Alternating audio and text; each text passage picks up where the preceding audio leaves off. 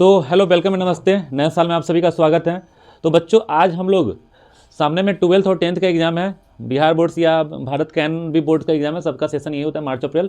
तो इस वीडियो में जो 10th और 12th में हिंदी ग्रामर होता है या समास, जो टॉपिक मैं अभी कवर करने जा रहा हूँ, वो हर एग्जाम्स में ही आता है, कंपटीशन एग्जाम्स में भी आता है। तो समास आपको, जब तक आप स्टडी लाइन में कंपटीशन एग्जाम देना है, समास से आपको संबंध होते रहेगा, वह रास्ते पे आपको मिलते रहेगा और वह एक बाधा लाएगा।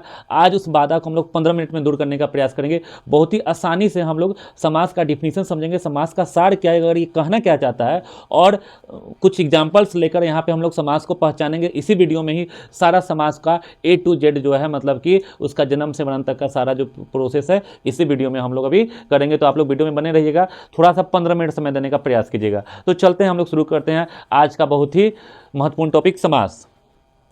जो समास होता है, समास क्यों पढ़ा जाता है? देखिए, फार्मूला लगा के हम लोग मैथ्स में क्या करते हैं, मैथ्स में हम लोग फार्मूला का यूज करके उसको क्या करते हैं, मैथ्स को आसान बनाते हैं, अपना समय को सेव करते हैं। तो समास भी हमारा क्या करता है, समय को सेव करता है हिंदी में। जैसे कि बहुत सारे, विद्यालय, तो विद्यालय जो मूल उसमें जो वर्ड हो, विद्या जोड़ आलय, यानी विद्या का घर, लेकिन हम लोग शॉर्ट में बोलते हैं विद्यालय, तो हमारा समय सेव होता है। तो समास का शाब्दिक अर्थ होता है संक्षेपण। संक्षेपण मतलब छोटा करना, उसको मूल रूप से उसको छोटा करके एक रूप में ले आना। तो समास का शाब्दिक अर्थ संक्षेपण करना, छोटा करना। उदाहरण के लिए, विद्या जोड़ आलय विद्यालय, राज जोड़ पुत्र तो राजपुत्र। समास के 6 भेद होते हैं। एक नया समास भी होता है जहाँ पे न का भाव आता है, लेकिन मूल 6 भेद होते हैं। एग्जाम्स में 6 भेद से सवाल आते हैं, तो हम लोग 6 भेद ही करेंगे। समास के 6 भेद होते हैं। पहला बच्चों, अव्ययी भाव समास, तत्पुरुष समास, कर्मधारय समास, द्वंद्व समास, द्विगु समास और बहुव्रीहि समास। बच्चों, ये जो अव्ययी भाव समास है, ये जो अव्ययी भाव समास है, ये अव्ययी भाव समास ये बोलता है कि पहला शब्द मेरा जो है वह क्या होगा, वह उपसर्ग होगा। जैसे में वो उपसर्ग, तो उपसर्ग आप लोग जानते हैं, उपसर्ग शब्दों के पहले आता है, प्रत्यय शब्दों के बाद आता है। उपसर्ग शब्दों के पहले आता है, तो वो उपसर्ग क्या होंगे, तो ये होगा यथा, आ, भड़, अनु, निर, प्र, प्रति। पहला शब्द उपसर्ग होगा। या इसका एक दूसरा स्वभाव क्या, प्रकृति क्या है, यहाँ पे शब्दों को दोहराया जाता है। जैसे प्रतिदिन, तो यहाँ पे उपसर्ग क्या है, प्रति। और भी हम लोग शब्द ले सकते हैं, जैसे कि आ ले लीजिए, तो यहाँ पे लिखिए आ जोड़ भाड़, तो हम लोग क्या बोलते हैं, आभार व्यक्त करते हैं, आभार प्रकट करना, यानी किसी को कृतज्ञता प्रकट करना। जैसे ले सकते हैं भड़ को लीजिए, भड़ उपसर्ग को लीजिए, तो बच्चों यहाँ पे अव्ययी भाव समास का शब्द बनेगा भड़ जोड़ पूर्ण, तो क्या हो जाएगा, भरपूर। ठीक है। भड़ जोड़ पाई, भड़ जोड़ पाई, तो क्या होगा, भरपाई। तो अवयवी भाव समास में बच्चों क्या होगा, पहला शब्द आपका उपसर्ग होगा। जहां पर आप शब्दों को देखिए, उसकी प्रति को देखिए कि उपसर्ग आ रहा है। जैसे कि और भी आप लेना चाहिए, तो अनु ले सकते हैं। तो बच्चों, अगर आप अनु लेते हैं, तो अनु जोड़, बोलिए, अनु जोड़ स्वार, तो क्या हो जाएगा, अनुसार। क्या हो जाएगा बच्चों, अनुलोम होता है, क्या होता है, अनुलोम। तो यहाँ पे अनु क्या है, शब्दों के पहले में प्रकट होकर ये नया शब्द है, यानी उपसर्ग है। तो बच्चों, जिन शब्दों में पहला शब्द या पहला उपसर्ग यथा, आ, भड़, अनु, निर, प्र, प्रति आए, तो वो क्या होता है, अव्ययी भाव समास। यानी अव्ययी भाव समास का पहला मतलब क्या होता है, उसका मूल कि शब्दों के पहले उपसर्ग होगा। दूसरा हम लोग आते हैं तत्पुरुष समास। तो तत्पुरुष समास में क्या होता है बच्चों, तो तत्पुरुष समास में यह होता है कि जब आप कारक पढ़ते हैं, तो कारक के 8 भेद होते हैं। कारक कितने भेद होते हैं, 8 भेद। तो वहाँ पे जो ये जो तत्पुरुष समास होता है, यहाँ पे कारक के दूसरे भेद से लेके कारक के 7वें भेद तक का जो विभक्ति चिन्ह होता है, वो इन शब्दों को तोड़ने पर आता है। किसी शब्द को तोड़िए, और वहाँ पे का, के, की, के लिए, में, पर से, कारक के दूसरे भेद से कारक के 7वें भेद तक का जो विभक्ति चिन्ह शब्दों के बीच में आ जाए, तो बच्चों वह होता है तत्पुरुष समास। जैसे कि आप यहाँ पे लीजिए, यहाँ पे कुछ उदाहरण देखते हैं हम लोग किसका, तत्पुरुष समास का। जैसे कि एक तो राजपुत्र को आप तोड़ दो, तो राज जोड़ राजा का पुत्र, ठीक है, राजा, तो यहाँ पर क्या आया जी, का आया, क्या आया, का, तो ये तत्पुरुष समास है। विद्यालय, जैसे कि एक और शब्द लीजिए, विद्यालय, विद्यालय जो लोगे, तो बच्चों ये क्या हो जाएगा, विद्या का घर, क्या हो जाएगा, या विद्या का आलय। तो बच्चों ये भी क्या है, ये आपका तत्पुरुष समास है। क्या है, तत्पुरुष समास। दानवीर, बच्चों दानवीर, मैं तत्पुरुष समास को उदाहरण बता रहा हूं, इसको तोड़ो बच्चों, तो दानवीर को तोड़ोगे तो क्या हो जाएगा, दान में वीर, जो दान देने में वीर है, जो दानवीर उसी को बोलते हैं। दुनिया का सबसे बड़ा दानवीर कौन हुआ? कर्ण हुआ। तो बच्चों दान में वीर, तो बच्चों में विभक्ति किसमें आती है? कर्ता ने कर्म को करण से संप्रदान के लिए अपादान से अधिकरण में पर, अधिकरण में पर। तो बच्चों यहाँ पे अधिकरण कारक का विभक्ति चिन्ह है, तो ये बोलेंगे दानवीर कौन सा समास है? तो अधिकरण कर्म तत्पुरुष समास है। तत्पुरुष समास को जब जाएंगे तो इसको भी हम 6 भेद में बांट देंगे। कितने भेद में बांटेंगे? तत्पुरुष समास का 6 भेद। कर्ता ने कर्म को कर्म तत्पुरुष हो जाएगा, कर्ण तत्पुरुष हो जाएगा, 2 से लेकर 7वां तक होगा। कर्म यहाँ पर जो तत्पुरुष समास को फिर आगे 6 भेद में बांटा गया, उसके बाद हम बात में करेंगे। मेन तत्पुरुष समास है। अगला होता है कर्मधारय समास। क्या होता है? कर्मधारय। तो वहाँ पे बच्चों पहला पद विशेषण होता है, दूसरा पद विशेष्य होता है। विशेषण क्या? जो गुण है। विशेषण जब पढ़ते हैं तो विशेषण में 2 पद होते हैं, विशेषण और विशेष्य। विशेषण जो विशेषता होती है, विशेष्य जिसकी विशेषता बताई जाती है।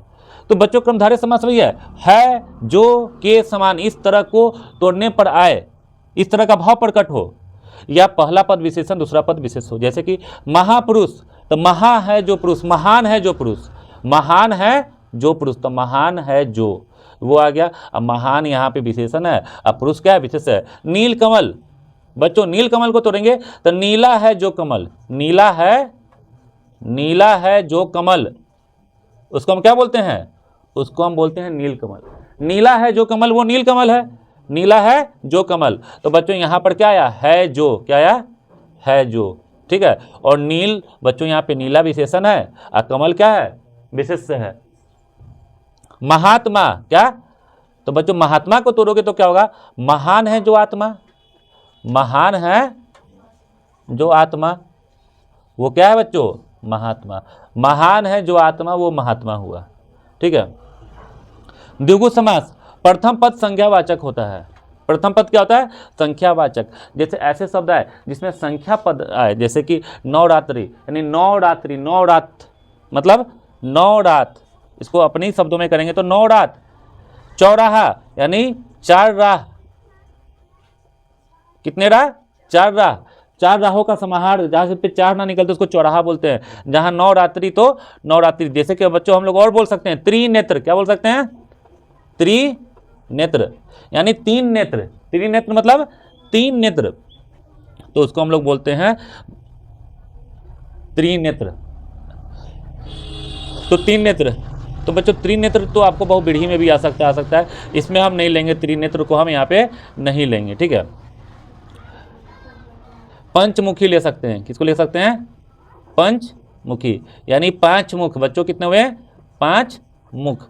ये आपको क्या हुआ? ये आपको द्विगु समास हुआ, जहाँ पे पद संख्यावाचक हो। द्वंद्व समास, द्वंद्व समास में क्या होता है बच्चों?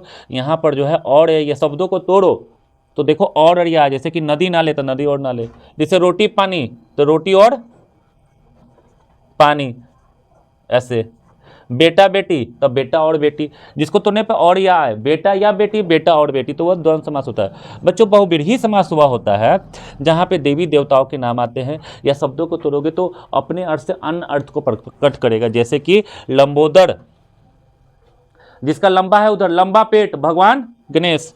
गंगाधर, जो गंगा को अपने जटा में रखे हुए भगवान शिव को बोलते हैं गंगाधर, ठीक है। सुने थे ना, गंगाधर ही शक्तिमान है। पहले शक्तिमान एक सीरियल आता था गंगाधर, उसमें एक कैरेक्टर का नाम था। गंगाधर भगवान शिव को बोला जाता है। अन्य भी ले सकते हैं, घनानंद कृष्ण को आप नीलकंठ, नीलकंठ यानी नीला है कंठ, तो नीला है कंठ किसका? भगवान शिव।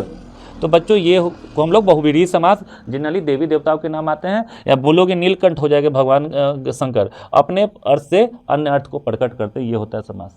अब बच्चों हम लोग चलेंगे यहाँ पे शब्दों को पहचानने, कुछ उदाहरण से देखेंगे कि यहाँ पे कौन सा समास है, ये हमारा जो ट्रिक है ये कितना काम कर रहा है। देखते हैं बस अगले सवाल में, पहुँच कर तो देखते हैं हम लोग आगे कि इन शब्दों में कौन सा समास है। जैसे कि अभी हमने बताया समास का डिफिनीशन, सब समास को आप कैसे पहचानेंगे। अब आप कितना पहचानने में सक्षम हो पाए हैं, आप कितना वो वीडियो इन्फॉर्मेटिव हुआ, अब हम देखते हैं। त्रिलोक, बच्चों त्रिलोक कौन सा समास है? त्रिलोक कौन सा समास है? तो हमने क्या बताया, जिसमें संख्यावाचक शब्द आता है वो कौन सा समास होता है? द्विगु समास होता है। तो त्रिलोक मतलब 3 लोक। कितने लोक? कहा गया है धरती पे, मतलब ये जो ब्रह्मांड है 3 लोक है, एक स्वर्ग लोक, एक धरती लोक, एक पताल लोक। तो तीन लोग जो ये समास है, तीन लोग, ये हो जाएगा आपका द्विगु समास। कौन सा समास हो जाएगा? द्विगु समास। रोगग्रस्त यानी रोग से ग्रस्त, तो बच्चों यहाँ पे विभक्ति चिन्ह आया, क्या आया? विभक्ति चिन्ह। और जहां पे विभक्ति चिन्ह आ जाएगा वो हो जाएगा तत्पुरुष समास। भाई बहन, तो भाई या बहन, भाई बहन तो भाई और बहन, तो जहां पे और या है, और या, तो वह बच्चों कौन सा समास होता है? द्वंद्व समास। कौन सा समास होता है? द्वंद्व समास।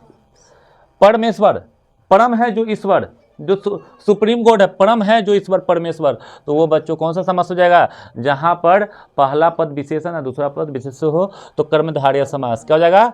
कर्मधारय समास। बच्चों देखिए कैसे यहाँ पर जो है एक बार में पता चल जा रहा है, हमने जो आपको बताया है। यथाशक्ति, तो जहां पर पहला शब्द उपसर्ग आए, ठीक है, वह कौन सा समास होता है? वह होता है अव्ययी भाव समास। तो बच्चों ये हो जाएगा अव्ययी भाव समास।